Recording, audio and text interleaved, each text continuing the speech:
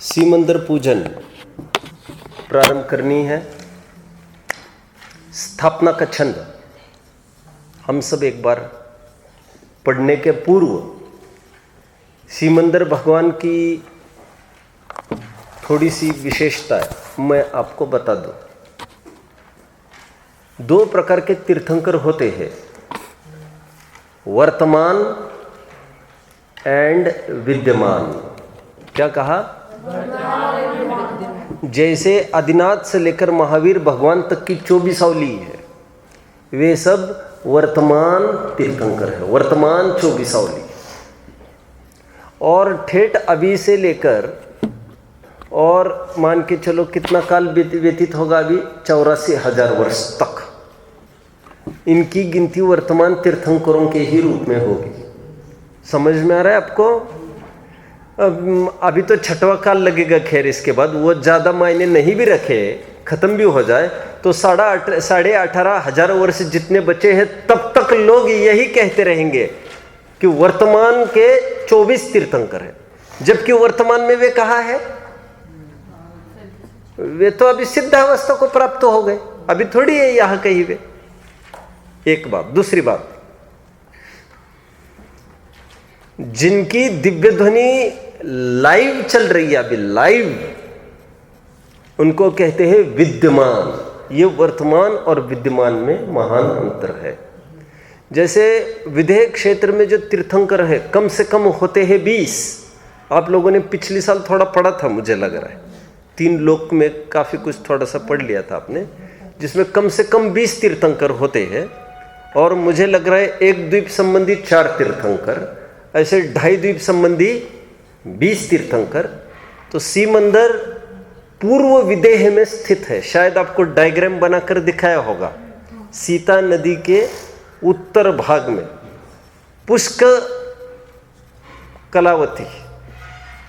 कलावती, क्या कहा? नाम का एक विदेह क्षेत्र, उसमें सीमंदर विराजते है। और एक बात, Simandhar is not the name of a person, it's the name of a पद। क्योंकि जिस समय सीमंदर भगवान निर्वाण को प्राप्त होंगे वे विशिष्ट, दूसरे Simandhar will take over and वो श्रृंखला कभी भी टूटती नहीं। ऐसा अन्य तीर्थंकरों का भी होता रहता है। बोलिए। जब पंडित जी वहाँ पर 160 तीर्थंकर होंगे तो मतलब वहाँ पर क्या होते? 8 सीमंदर भगवान होंगे। 8 नहीं, 16 नाम अलग अलग है सबके ना। हाँ, सीमंदर, युगमंदर। जब 160 होंगे, हाँ? जब 160 होंगे, हाँ, जब 160 होंगे तो उनमें से अच्छा। हाँ, बाहर के द्वीपों में विदेह क्षेत्रों के क्या क्या नाम है? नहीं, यही नाम तो होना। हाँ, ये भी हो सकते हैं नाम, यही नाम होंगे फिर तो वे तो सीमंदर नाम के और भी तीर्थंकर होंगे, ऐसा मान सकते हैं अपन। तो ये जम्बूद्वीप संबंधी पूर्व विदेह क्षेत्र, ऐसा हम कह सकते हैं। ये थोड़ा सा डिटेल हो गया सीमंदर भगवान का। और सुनते हैं सीमंदर भगवान इसलिए फेमस हो गए ज़्यादा। युगमंदर, बाहु, सुबाहु, संजातक आदि के विशेष परिचय नहीं है। सीमंदर के कितने ही जिनालय आपको देखने मिलेंगे भारतवर्ष में, और जितने भी जिनालय हैं वे सोनगढ़ इन्फ्लुएंस्ड पब्लिक में ही पाए जाते हैं। क्या कहा? सोनगढ़ इन्फ्लुएंस्ड कह रहा हूं मैं, नॉट इन्फेक्टेड। समझ में आता है आपको? मतलब जो ऐसा क्यों है, कोई बताएगा? जितने सीमंदर जिनाले मिलेंगे आपको, कोई श्वेतंबर में तो मिलने का वैसे ही सवाल नहीं है, लेकिन गैर मुमुक्षुओं के यहाँ, मित्र पक्षों के यहाँ आपको बिल्कुल नहीं मिलेंगे ये मंदिर। महावीर के मिलेंगे, पार्श्वनाथ के मिलेंगे, आदि सीमंदर के नहीं मिलेंगे। सीमंदर के अभी जो पार्ला मंदिर हुआ वो सीमंदर का ही है, मुझे लग रहा है। मुंबई में कोई जानता है? सीमंदर का ही है। मुझे लग रहा है एक सीमंदर का एक अपने भिंड में है सीमंदर जिनालय, और आपके ज्ञान में है कहीं? कोटा में भी है एक, ललितपुर में भी, सब अपने मुमुक्ष वालों के ही है।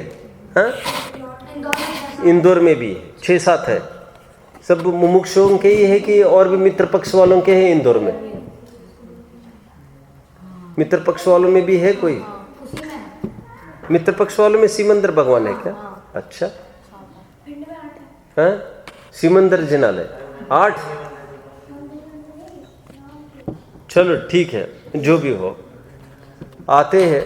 उसकी एक विशेषता ये है, क्योंकि सिमंदर भगवान के पास जाकर सुनते हैं भगवान कुनकुन स्वामी ने, जब वे पोन्नूर में थे कुनकुन स्वामी, एक बार उन्होंने बहुत भक्ति से ढोक दी अपने स्थान पर ही, अपने स्थान पर बैठे बैठे उन्होंने भक्ति भाव में ढोक दी।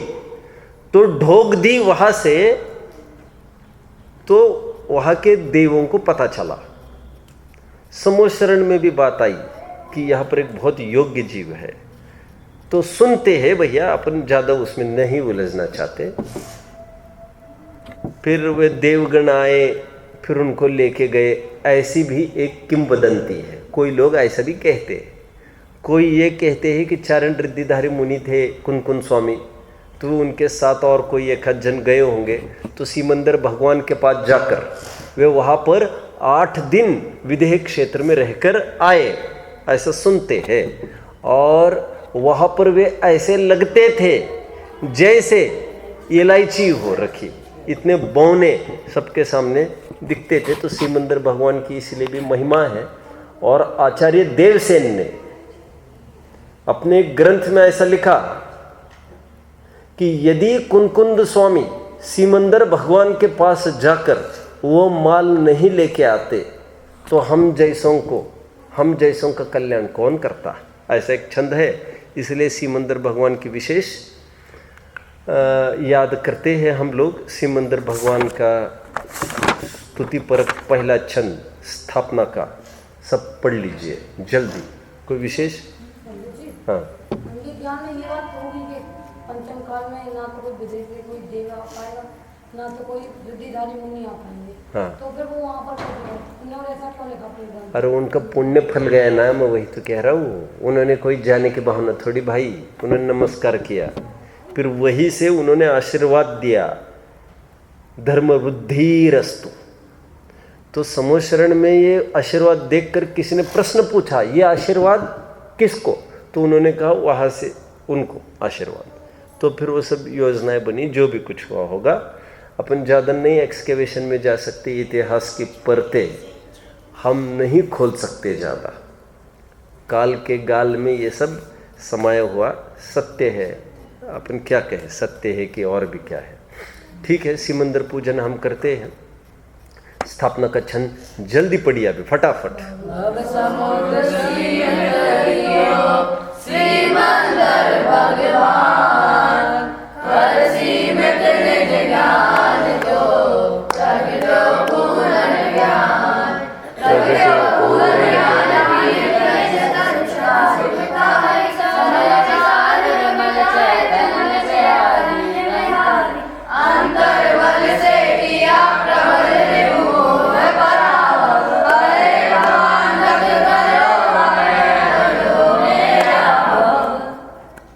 ताकत देखो, बाल्टियों से आप पानी उंडेलते जाओ, कहीं एक हाथ स्थान पर उंडेलते जाओ, हजारों बाल्टियां उंडेल दो, उस पर कोई मार्क नहीं बनाएगा जमीन पर वो। और नल से निकली हुई एक एक बूंद पानी की, जस्ट बूंद, that will leave an everlasting mark on the tile also. वो एक अंतराल के बाद देखेंगे आप, बूंद बूंद बूंद गिरती रहे, साल 2 साल, तो आप देखेंगे वहाँ थोड़ा सा गड्ढा हो गया है। बराबर?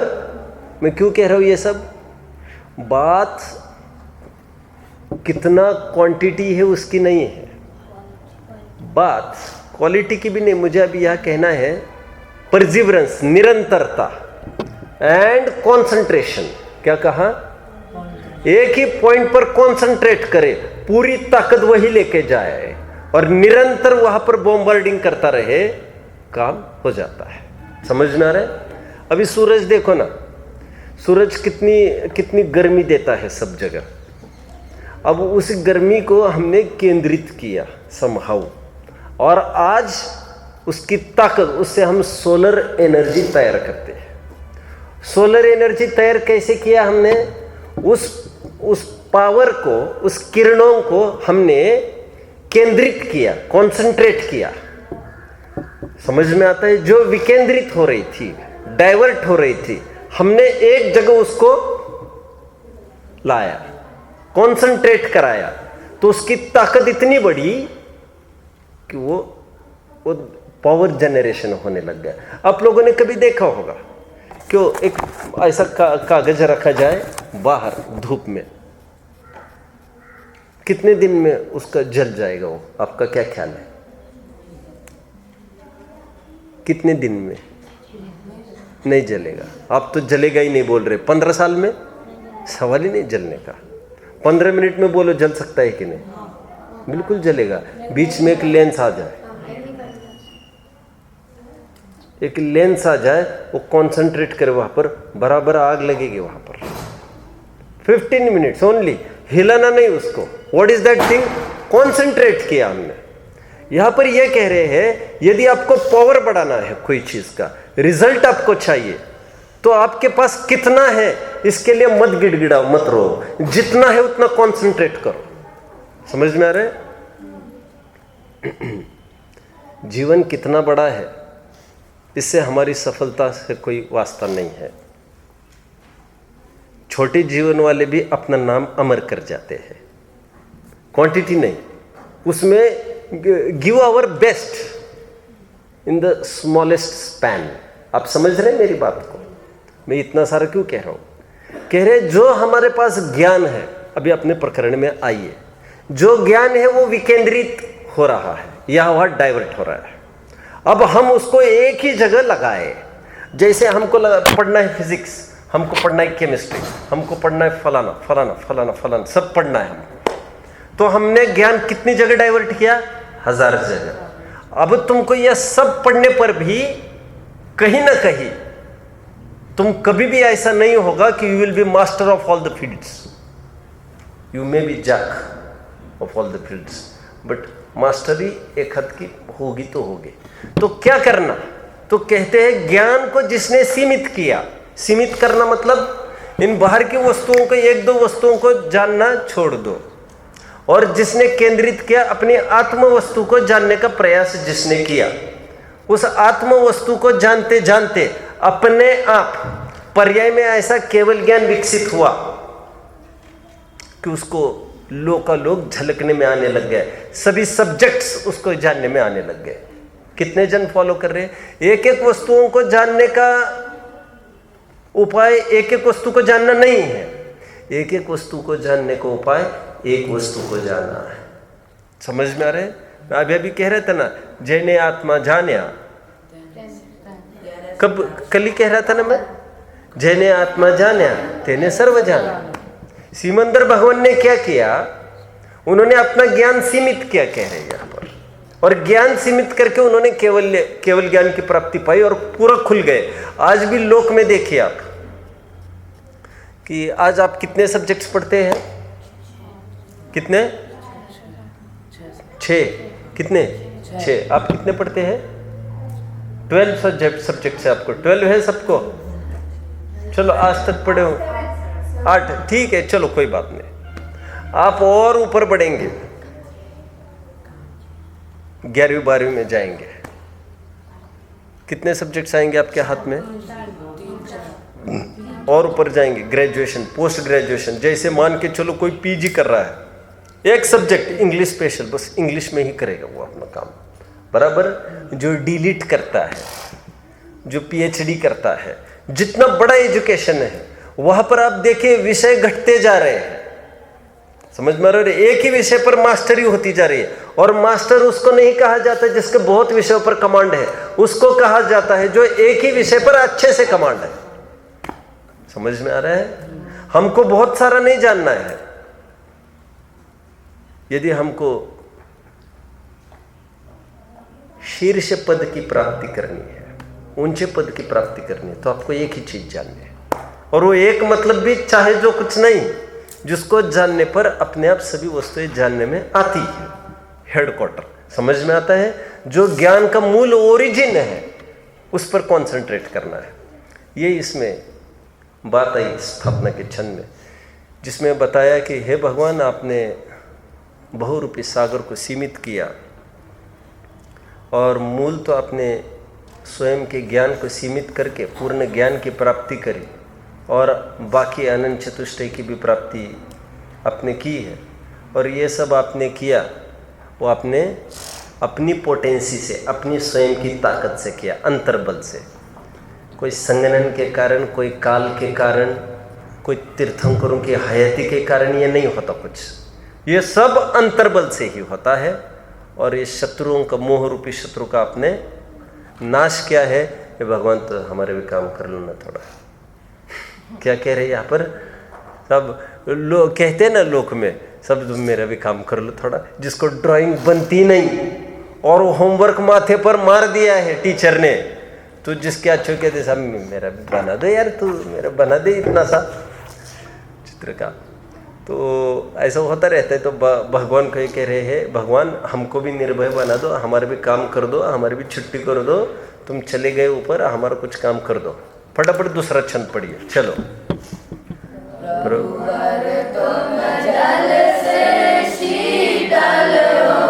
जल से निर्मल अधिकारी हो,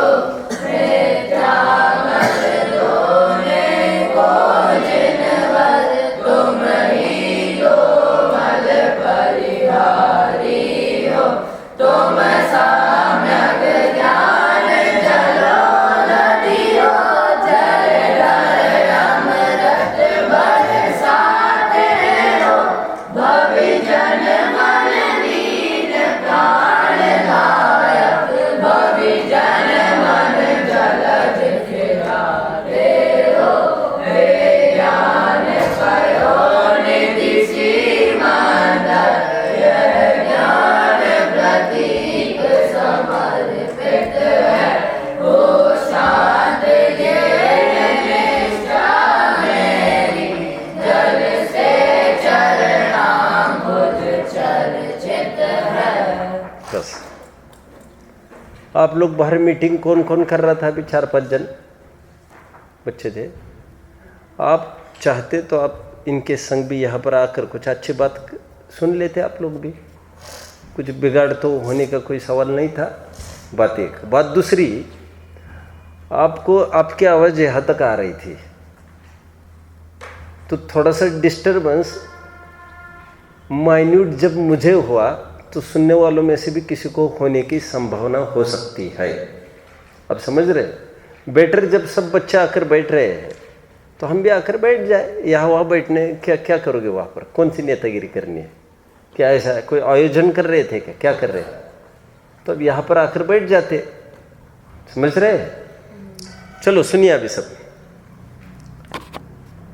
लोक में कहते हैं, आपने सुना होगा,